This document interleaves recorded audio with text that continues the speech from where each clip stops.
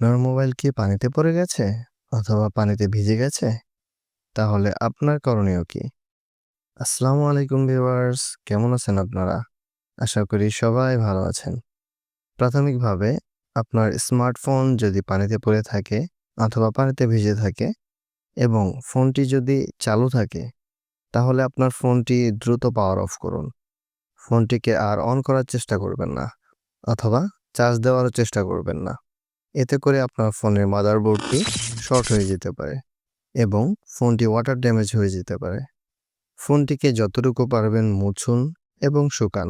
ভুলেও ফোনটিকে ঝাঁকাবেন না অথবা ফু দিবেন না। এতে করে পানি ফোনের ভিতরে আরও ছড়িয়ে পড়তে পারে। Oh হ্যাঁ, no! আবার অনেকে শুনেছি চালের মধ্যে মোবাইলকে রেখে দেয়। এতে করে কোনো উপকার তো হয়ই না, বরঞ্চ মোবাইলের চার্জিং পোর্ট এবং হেডফোন পোর্টের মধ্যে চাল ঢুকে যায়। এগুলো না করে একজন অভিজ্ঞ টেকনিশিয়ানের কাছে নিয়ে ফোনটিকে সার্ভিসিং করুন। আর যদি আপনার ফোনটি কিপ্যাড ফোন হয়, তাহলে প্রথমেই আপনার ফোনটি পাওয়ার অফ করুন। এরপরে ফোনটির ব্যাটারিটি রিমুভ করুন। যতটুকু পারেন মুছুন এবং শুকান।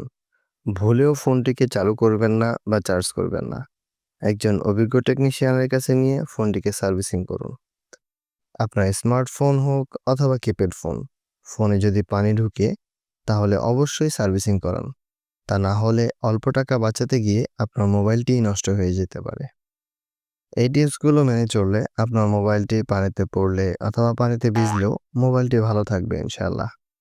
তো এই ছিল আজকে আমাদের এই ভিডিওতে।